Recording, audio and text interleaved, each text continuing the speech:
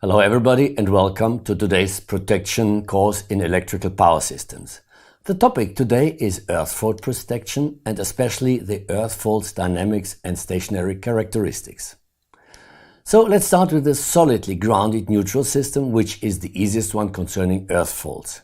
In such a system, as we can see here to my right side, if there is an earth fault, so a phase L1 to ground fault, there is more or less something like a short circuit in the phase to ground loop. There's only one specialty, that is that the residual current, which is made up of the sum of L1, L2 and L3, is very large, and this is a characteristic for a ground fault in a solidly grounded system. And this can be evaluated by protection. More complicated and interesting is the behavior of isolated or resonant grounded neutrals, such as an isolated neutral system, where we have a phase fault between L1 and ground, or a resonant grounded system, where we also assume a phase fault between L1 and ground. So in these, if we have such a ground fault, the neutral will take up the phase voltage, and the phase voltage also occurs in the phase diagram for the neutral displacement. Again, if we add on the neutral potential the phase to ground for a healthy phase, for example L2, we get these violet indications and we get a phase voltage rise by a factor of √3. This, by the way, was indicated in the previous lecture. Now let's see the earth fault dynamics in a time plot. So we see how the fault evolves. I let it repeat for the sake of repetition. So we have the onset, the persisting fault, stationary, and the switching off, and again the stable status. And now we will analyze this in greater detail. First, the grid is healthy. So there is the perfect voltage in phase 1, then there is in phase 3 also a good voltage, and now we have the onset of the fault. This is called the so-called transient period. This transient period is characterized by heavy current oscillations in the faulty phase, which is phase 1, and accordingly, if we have current oscillations, we generate voltage oscillations in the voltages. So the next phase is the stationary period. The stationary period is characterized by a flat voltage on the faulty phase voltage and by an increase of the voltages in the healthy phases. And then after this we have the relaxation period, that is when the fault has been switched off.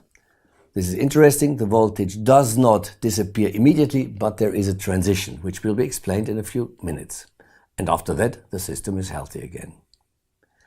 Now let's check for the transient period. The transient period is characterized by the fact that the capacitances of the healthy phases get onto a higher voltage level, so they receive more energy, and this energy is pumped into these capacitances by the current, the capacitive current flowing from ground into the healthy feeder, and all this current comes together at the fault point.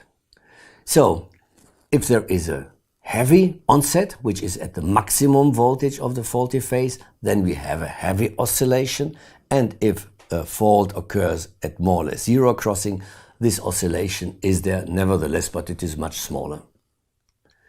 So the stationary period is characterized by a very small fault current in contrast to solidly grounded systems. So here we can see a picture of an arc in a substation, and the question is, how does this current flow in a current loop? Because we need current loops. So we can see that the current comes from the high voltage line, goes down to the faulty place, which in this case is a voltage transformer, goes into ground, and now the question is, how does this loop close? How does the current re-enter into the high voltage system, which is perfectly isolated and is many meters above ground?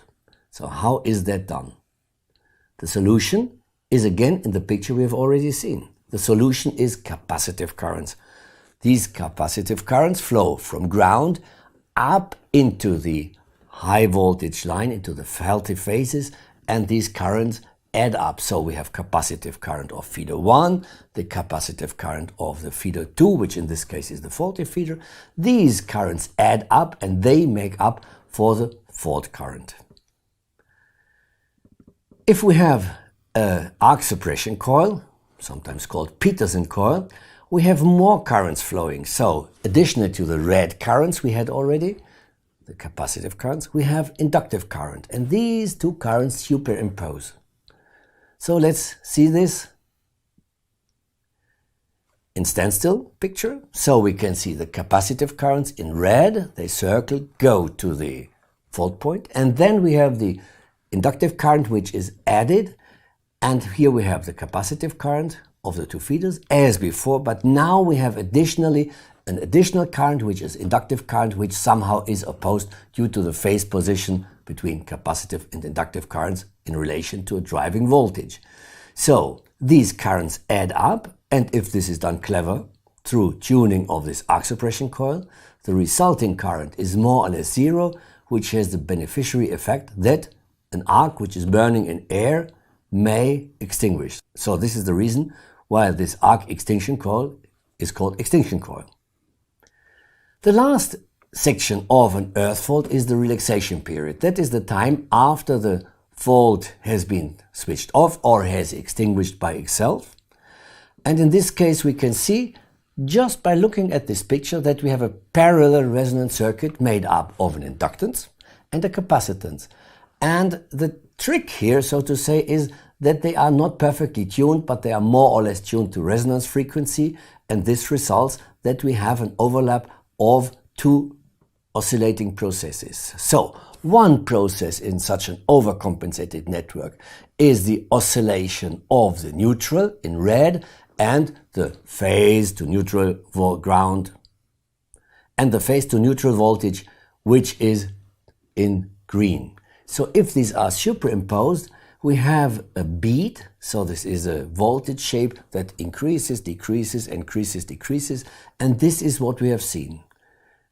If one looks at it in a dynamic picture, we see that there is an overcompensation and undercompensation.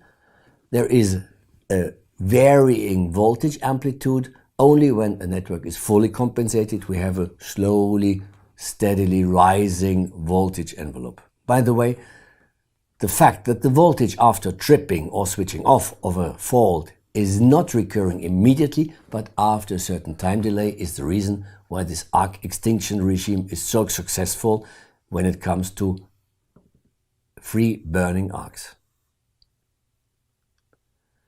So, this was today's lecture about earth faults dynamics and their stationary characteristics.